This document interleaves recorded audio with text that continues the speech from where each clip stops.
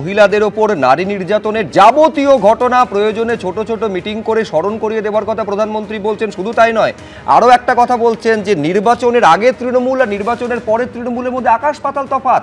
মাথা নিচু করে নির্বাচনে প্রচারের সময় তৃণমূল নেতারা কথা বলবেন, কিন্তু যেই মুহূর্তে ক্ষমতায় তারা আসবেন সঙ্গে সঙ্গে তাদের অন্য রূপ।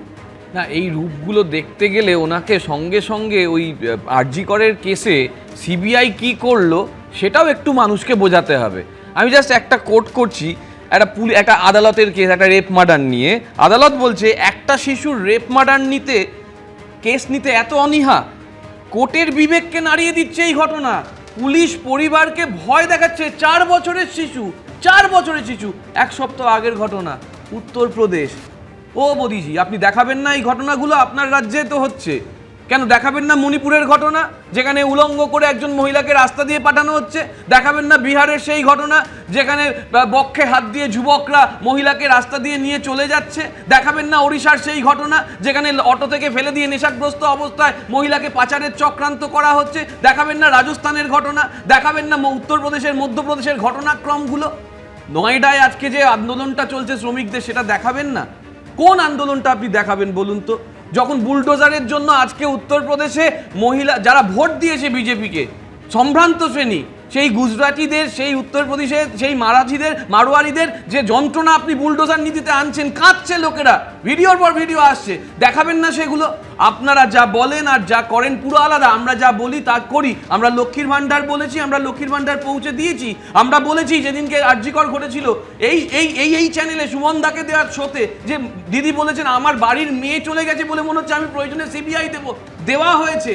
এবং অভিজিৎ বাবু, যার বিরুদ্ধে আপনারা এত অভিযোগ করেছেন, ইলেকশন কমিশন তো তাকে ডিউটিতে দিল, তিনি তো সাসপেন্ডে ছিলেন। তার মানে আপনারাই তো বলছেন যে আরজি করের ঘটনায় পুলিশ যা করেছে সেটাই ঠিক। কোন দিকে যাবে মানুষ? মিথ্যাচারিতার একদম চূড়ান্ত নিদর্শন আপনারা। আগে টাকা আটকে দিচ্ছেন কারণ বলছেন আপকিবার 200 পার হয়নি, পঞ্চদশ অর্থ কমিশনের টাকা পায়, একটা ফোন করে বন্ধ করে দেবো, এবং সত্যি সত্যি বন্ধ করে দিয়েছেন। আপনারা সেগুলো বলুন যে কেন এখনো রেখাপাত্র নিজের বাড়ি পায়নি। আপনার নেতা তো সেই রেখাপাত্র এত অত্যাচারিত, সন্দেশখালীর কথা বলছেন, সেই সন্দেশখালীর ভিডিও মনে নেই যে আপনার নেতারা বলছে 2000 টাকা দিয়ে আমাদেরকে সবাইকে এইভাবে বলতে বলা হয়েছিল, সাদা কাগজে সাইন করতে বলা হয়েছিল? সেই ভিডিওগুলো দেখাবেন না? বিমল শঙ্কর নন্দ, আমি বলছি হাজারো অভিযোগ, উত্তরপ্রদেশের কথা বললেন, পাশাপাশি আরজি করের কথা বললেন। আমি শুধু দর্শকদের মনে করিয়ে দেব, এই আরজি করের মামলা যখন সর্বোচ্চ আদালতে চলছে, সিবিআই যে মুখবন্ধ খামে রিপোর্ট জমা দিয়েছিল সেটা দেখে তৎকালীন মহামান্য প্রধান বিচারপতি বলেছিলেন যে এই রিপোর্ট দেখে আমি বিচলিত। এমনকি সলিসিটর জেনারেল এই কথা বলেছিলেন, তদন্ত সিবিআই করবেটা কি করে?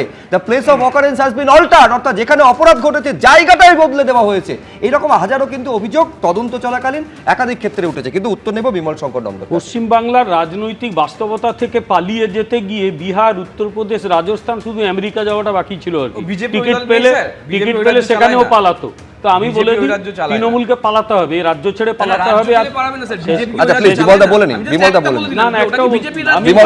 আমি বলবো সেটা হচ্ছে এই 15 দিন পরে যখন এরা হারবে, আর 18-20 দিন ব্যাপার, এদের দলে দলে রাজ্য ছেড়ে পালাতে হবে, কারণ মানুষের সামনে দাঁড়ানোর ক্ষমতা এদের নেই।